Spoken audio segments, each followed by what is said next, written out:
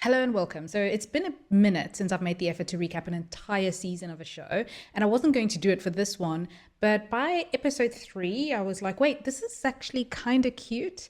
And so here we are. So Maxton Hall is an enemies to lovers story in a high school setting, or it's more like dark-ish academia with the school that looks like a castle, Oxford University, and the Beaufort home, which is like a budget version of Saltburn. James and Lydia are the very wealthy Beaufort twins, and they go to the prestigious Maxton Hall School along with other children of royalty, aristocracy, millionaires, and of course, gifted but poor scholarship students. Ruby is one such scholarship student who dreams of going to Oxford University one day.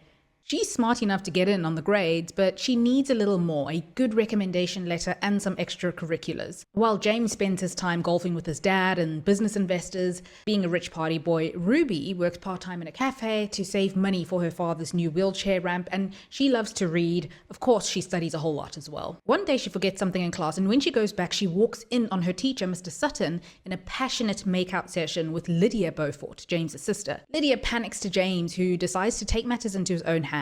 This story cannot get out, it'll ruin the family image, and it won't be good for Lydia because there'll be a media frenzy because of who she is. At school, James tries to bribe Ruby. He offers her £10,000 and she tells him to pound sand, basically. She also wonderfully but dramatically throws the money on the floor at him. This is first for him, money not solving a problem. The next time he corners her, he even offers to sleep with her because, you know, a lot of girls are pretty much lining up to do that kind of thing with him. Obviously, she doesn't take him up on his offer. Ruby makes no move to actually report Mr. Sutton, even though she does struggle with what she knows. Also, as she later points out, if this does get out, Mr. Sutton's recommendation will be worthless to her. James is determined to keep Ruby quiet by intimidating her. He thinks that it's just a matter of time before she talks. There's this point during the lacrosse game where he sees her talking to his friend Alistair, who's also a teammate, and he gets so distracted by watching them that he misses his goal or whatever. Honestly, at first when I wasn't focusing, I thought he was a little jealous, but Alistair's gay. James tells Ruby afterwards that whatever she's playing at, she won't win. He demands to know what she told Alistair, and then he makes that speech that all rich and entitled kids make at some point. This is kind of straight out of the Chuck Bass playbook. He tells her that she's a nobody and she can't beat somebody like him. His money will destroy her, etc., etc. By the time he's done with Ruby, she's in tears. The home team still does win their lacrosse game, by the way. Ruby is the chairman on the social committee, and they have this reception for incoming students, a welcome party. A lot is riding on this for her because she needs to prove that she's able to host this event so that she can get a good recommendation. Of course, James is there to ruin it. He takes photos of her talking to Mr. Sutton, and while this is a really innocent interaction, Mr. Sutton really needs to step back. He's all up in her space, and it seems like in general he has boundary issues with students. James isn't done either. He hires strippers who gate crash the reception, utterly embarrassing Ruby and ruining her efforts pretty much. Luckily, they're both called to the principal's office because James was seen paying off the DJ. So Mr. Lexington, the principal, knows that he was in on this prank. In a move that seems to really surprise James, Ruby doesn't rat him or his sister out, even to save herself. Still, Mr. Lexington tells them that they're going to have to work together on the next event, and the next event is the school dance. This is very important to Ruby because, well, yeah, this latest event was a bit of a bust, and she's going to have to prove herself again, and in doing so, she will get her recommendation letter from Mr. Lexington. So I'd say up until this point, the hatred that these two very attractive people have for each other is pretty believable. Sure, sparks are flying like crazy, and they're always standing a little close to each other while bickering, and you're not sure if they might kiss at any moment, but it's somehow believable even after James offers to sleep with Ruby to keep her quiet. In episode 2, we get a sneak peek into James's childhood, and his dad is teaching him how to play chess, but he's also giving him a mini lecture, kind of like Sun Tzu's Art of War type strategies on how to win in life. To be fair to his dad, he's also playful with him and lets him be a kid, so it's not all terrible. You can see, at least when James is younger, that his father does love him and he is affectionate towards him as a child. So James is now on the planning committee against his will, and in typical James fashion, he makes a dramatic and late appearance to the meeting. But he does end up changing the already established theme to one that he would prefer. While the group had initially agreed on a black and white theme for the ball, James finds it too boring, and he suggests a Victorian theme, and he puts on a heck of a sales pitch. pitch, and he has all the students swooning. He even goes up to the front and he sketches this really good design for their poster, and yeah, everybody in the group is sold. Oh yeah, and I forgot to mention that in addition to being rich, attractive, confident, and athletic, he's also a very, very talented artist. More on that in a bit. Anyway, there's a lot of banter between James and Ruby, but you kind of get the feeling that they, or at least James, kind of enjoys the banter a bit. Ruby still kind of seems on the more annoyed side. Bad news for James though, he gets temporarily kicked off the lacrosse team. He has a tantrum at his coach because it's the Beauforts who basically fund the school and the lacrosse team. The coach says that the orders actually came from his dad and that he needs to commit to this dance committee thing because he did mess up with that prank. James later tries to get his dad to allow him back onto the team, but his dad doesn't think that lacrosse is important at all.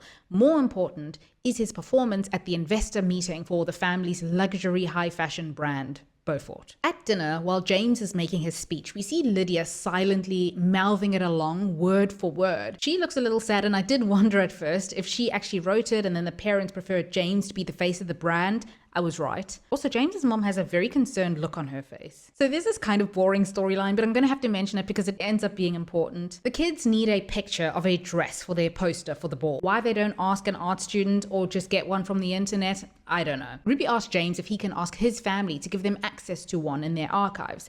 He says no, so her sister Ember eventually stays up all night with Ruby, and Ember makes the dress. By the way, I got really weird vibes from Ember the whole time. Like, I don't know what it was, but she seems nice enough. But like, there's an underlying, I don't know, is it a jealousy? She would just look at her weird sometimes, and I'd wonder, wait, does Ember even like her?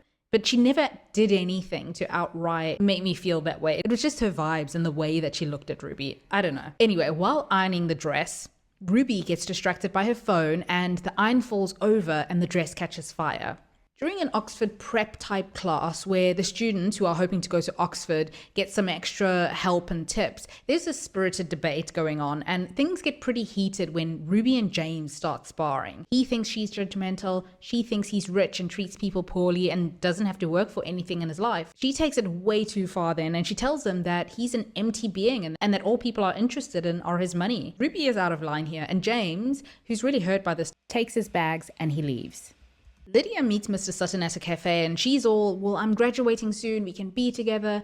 He says that her family will never accept him. He was, still is, her teacher. They both know that this needs to end.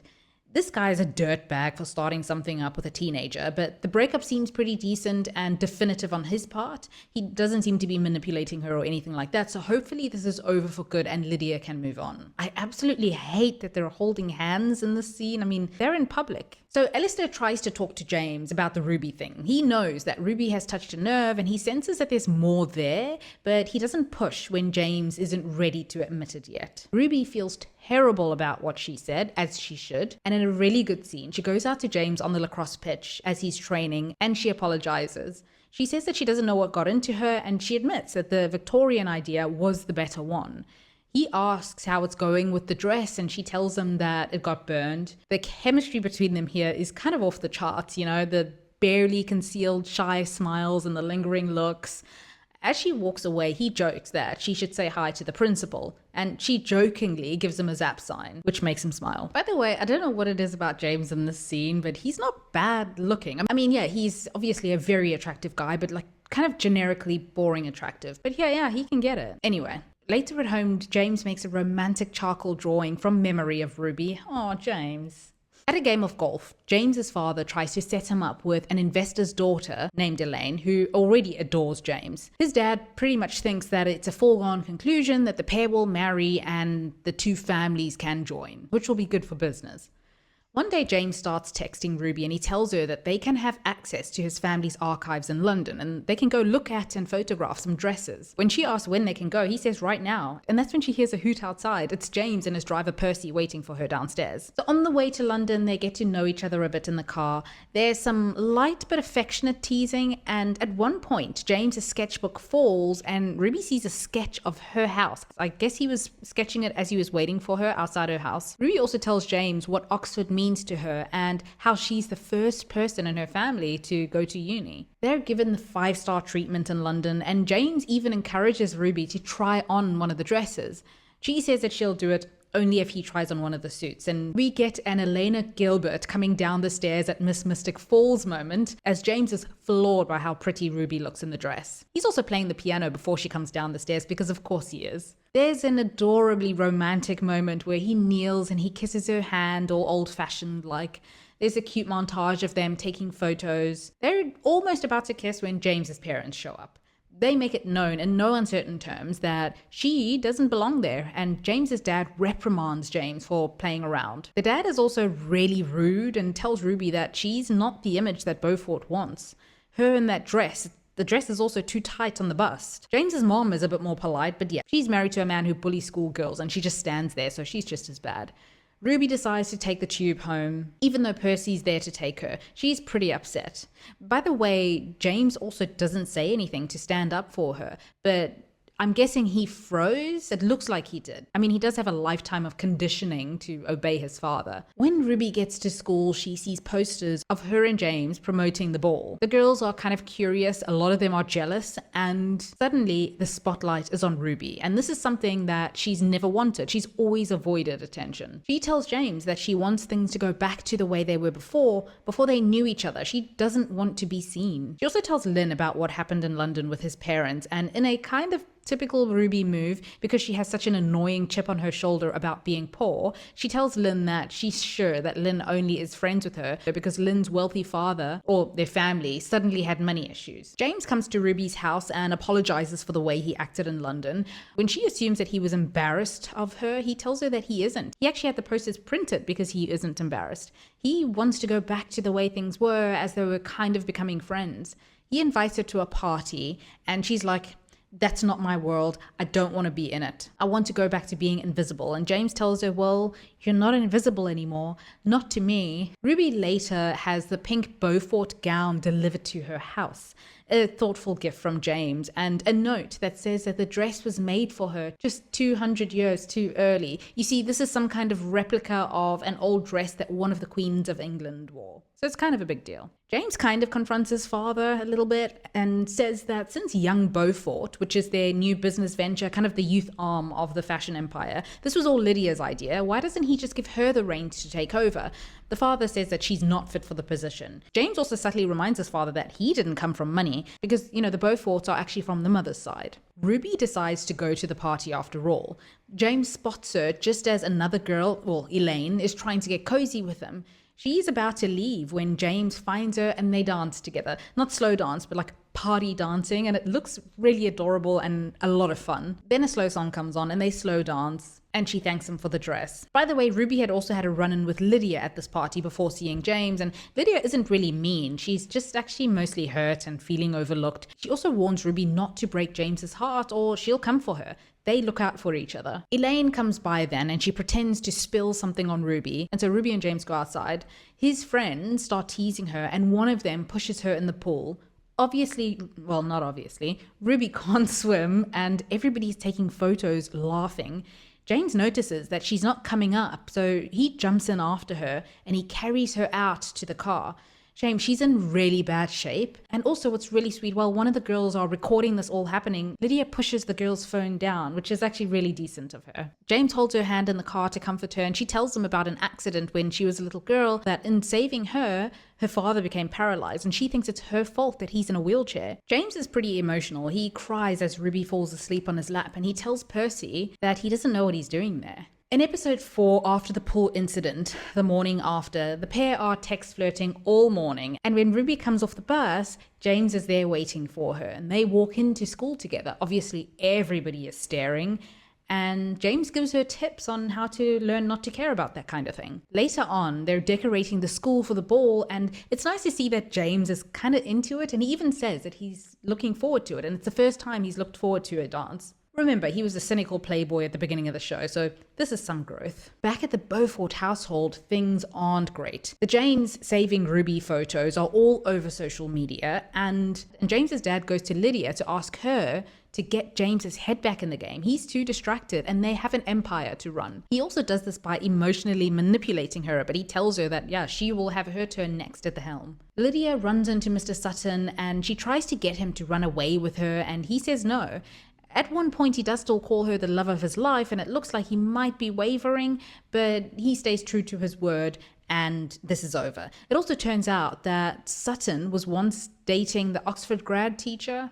Alistair asks James about Ruby, and I wish there was more of a storyline for Alistair. I mean, it's kind of a pity that none of the secondary characters are fleshed out as much on the show. Anyway, what storyline there is for Alistair is kind of a decent one. He's in a secret situationship with one of the guys on his team. James caught them making out at the party, but the other guy is still so deeply in the closet, so much so that he goes out of his way to be sure that their friends know that he's not gay, even when the friends are obnoxiously teasing Alistair. James is busy being briefed by a staffer for his big debut at the press conference, after which he's meant to go to the donor gala at school, but his father tells him that he's actually booked a dinner with the press after the press conference, and James needs to stay for the dinner. He needs to choose between this infatuation, which probably won't last 2 years, and his family. James is pretty upset because he'd promised Ruby that he'd be at the dance early even because it would be her birthday. Meanwhile, Ruby's at home celebrating her birthday with her family, and she gets gifts from them, and then there's the gift from James, a monogrammed leather messenger bag, and in it is that drawing of her. Her family is being a little bit weird again with the stares, and they chase her around the house trying to get a hold of the drawing. I don't know, I guess this is meant to be cute and wholesome, but I found it really annoying. Actually, the only normal person in that family is her dad and maybe Ruby. Anyway, I don't know why those characters just don't sit right with me. So James and Ruby are about to kiss again at one point. They're at the school doing things for the committee, and he tells her that she was right. All he has is his name, and nothing in his life is his choice. Anyway, before they can kiss, obviously they're interrupted. Ruby then goes to the principal to ask for leniency on James's behalf. He's been punished enough, and he's done a really good job on the committee. Mr. Lexington agrees, and he says that James can play lacrosse again should the dance go off without a hitch. In the car on the way to the conference, the Beaufort siblings, well, James, comes up with an idea to switch places, and I'm pretty sure Daddy Beaufort is going to be seething. Lydia, in a really great moment, shows up to the press conference in an excellent suit, and when her dad asks her where James is, she's like, well, he's where he wants to be, and I'm here where I want to be. James makes it to the gala. Pity he's not in theme, though. He and Ruby dance, and she tells him that she has a surprise for him. He can go back to lacrosse if the dance goes well. He's really excited about that, but obviously as they're about to kiss, they're interrupted again. The lights go out, so both of them go down to put the main switch back on, and that's when they finally kiss for real. Because these two can't get a break though, they're interrupted by Mr. Beaufort, who finds them there somehow. James's dad summons him back home, and his dad literally has him by the arm at one point, dragging him to the car, and Lydia's there as well. She's in tears. Mr. Lexington gives Ruby her recommendation for Oxford. It's actually already on its way to Oxford. Later at home, the Beaufort twins get a tongue lashing from their father.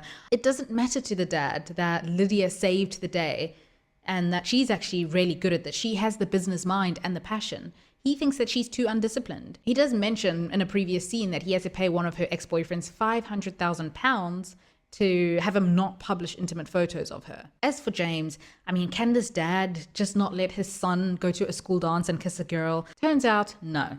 James's dad is proper mad, and to be fair, James did commit to the press conference or whatever, but we're still on his side. He's silent until his father asks him if he only opens his mouth when his girlfriend wants to stick her tongue in it. He's not only rude, I noticed, he's also really gross and sexist. He follows James outside and eventually punches him, and that's when Percy intervenes. Percy has been kind of like a confidant or a guardian to James because they do spend a lot of time together, and James sometimes does confide in Percy, more so than his dad. Anyway, in a very dramatic scene, Mr. Beaufort tells James that he has no future with the gold-digging Ruby, and he's done his homework on Ruby's family. The mother's bakery doesn't make enough money, so her accounts are overdrawn every month. Ruby's dad is on disability, and their house is close to repossession. Then he deals the death blow. He will ruin the family financially and make sure that Ruby doesn't make it to Oxford if James dares to see her again. Meanwhile, Ruby is waiting for James to text her back, but it's crickets. Mr. Sutton checks in on Lydia, but she says that she's fine. He knows that she isn't, and then, oh my god, this man. He tells her that he wants to run off with her after all. He tells her that he loves her. What? She kind of tries to talk some sense into him, but he's like, no, I love you. Come and meet me on Thursday and we're going to make a plan. Anyway, the good news is that Lydia stands him up, and she also kind of shuts him down the next day at school. At school, James completely ignores Ruby ice cold, and everybody sees. He's also back on the lacrosse team, which was her doing. She goes to confront him and he kind of acts like an arsehole so that she can hate him rather than him telling her the truth. She notices his split lip and she asks if his father did that, and he tells her that she knows nothing about his family. He tells her that it was just a kiss, what happened between them, and things will go back to the way they were. He's crying, clearly heartbroken by this as much as she is, but it is what it is. It's over for now. Ruby's parents find her box of savings for her father's new wheelchair thing, and they lovingly tell her that it isn't her responsibility. James goes out partying with friends and he gets pretty wasted, and you can see that he's miserable. His mom helps him into bed and he asks her if she ever wished that she was somebody else. His mom kind of cryptically talks about a lost love and, oh my god, it's Percy, isn't it? I'm kidding, that would be overkill. But that's how a lot of these stories do go, so you can't blame me. So she tells him that sometimes love isn't enough and it's better to let go. Everyone at school is getting their letters from Oxford, their acceptance letters, even James's douchebag friends, but Ruby hasn't received hers yet, so she's a little worried. The girls also come and tease Ruby about her breakup with James. Elaine means to humiliate Ruby, who doesn't take the bait. She just says, well, whatever, Elaine, he's all yours, and she walks away. So yeah, Elaine is kind of embarrassed in the end. Ruby also sends the bag that James had gifted her back to him with an FU note. Lydia sees it and the long look on James's face, and she asks him if he's okay. Then she opens up about how the thing with Mr. Sutton started, that they started emailing each other at first, even before they met. She only knew that he was training to be a teacher, and they spoke every day. She fell in love with him even before she met him. And then he got a job at Maxton Hall. Obviously this changes nothing, but there you have it. Ruby and her dad finally have a talk as well about the accident and how it's not her fault, and her dad is grateful for his life.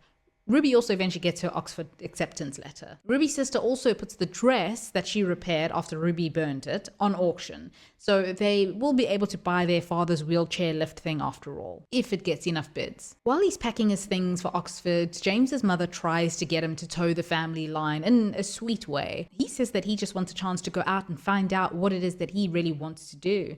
He tells her that he will behave, though he won't step out of line. When James's mom sees the car off, for a split second, there's this look between the mom and Percy. Maybe it means nothing, I don't know. And then, oh my goodness, a bombshell.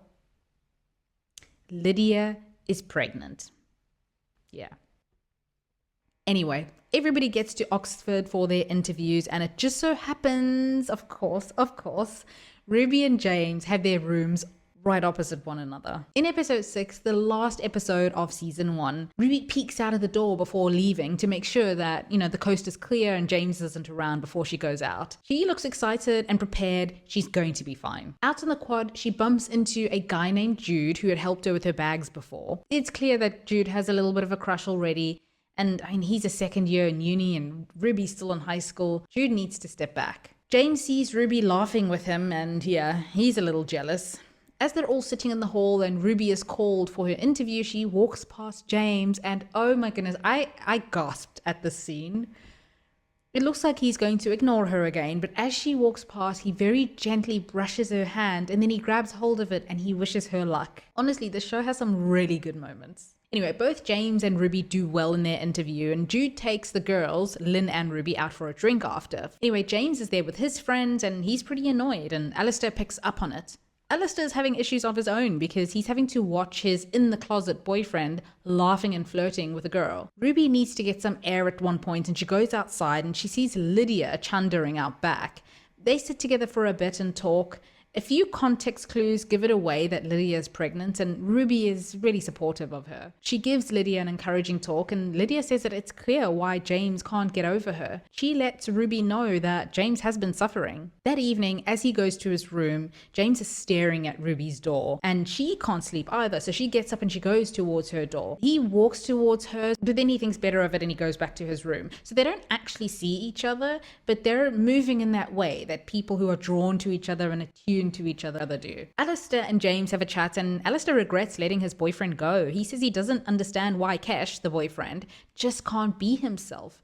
And in life, you either fight for what you want or you let it go. When James decides that he maybe wants to fight for this. He makes a move to sit next to Ruby, but Jude ends up taking his spot. And then, oh no, Ruby and James get into it in the classroom again. James sees Jude as some kind of competition. He sees that Jude has taken a liking to Ruby. Ruby then humiliates James in front of everybody, calling him elitist and a coward. And she says that he's becoming like his father. They both storm out then and go back to their rooms and they argue on the stairs. She wants him to explain what happened and he's all tortured and he says he can't. She says that he doesn't know what he wants. She's about to walk away, then he grabs her and he kisses her. They go into a room and there's a lot of heavy petting, but something seems to be upsetting her, so James stops and he apologizes to her. He explains the situation with his family, that he just wants to protect her. After chatting, they get back to kissing and they have sex. Interestingly, this show is pretty PG up until this point. You know, Ruby and James only kiss once in episode 4, but like the sex scene is a CW sex scene, but they show her breasts. And it's not explicit or anything. It's just surprising for what I thought was a PG type movie, you know? Anyway, they walk around Oxford in the early hours and Ruby also makes a list of all the things that James loves. And in the end, he's like, yeah, but you forgot the most important thing. And he adds Ruby's name to the list. Aww. Anyway, James decides to skip his final interview. He's never really wanted to go to Oxford anyway. Kesh sees Alistair talking to another guy and he looks deeply regretful and sad. But there's nothing he can do about it because he's not ready to come out of the closet. When Ruby's home, she sees that there's a new wheelchair ramp on the stairs that has been installed and her father can be upstairs for the first time in years. James gets home and his dad is in tears. He tells the twins that Cordelia, their mother, suffered a stroke and she's dead. James is upset that his dad couldn't even call them back from Oxford. But of course, for the parents, Oxford is the most important thing. He goes then to punch his dad and they get into a tussle because, yeah, his dad's also on the phone talking about stock prices or whatever and how the news can't get out, etc. Anyway, afterwards, he goes to Ruby's house and he's watching through the window as he sees her warm and happy family. And yeah, that is season 1 of Maxton Hall. A lot of people were saying that this reminded them of Draco Hermione fanfic. And to be honest, I was a little bit curious, but I don't know. I think I'm too old to be reading that kind of stuff. I do hope that Amazon Prime stays on this trend for the summer of giving us cute, unexpected summer romances. And yeah, if you have seen it, feel free to share your thoughts and thank you for watching.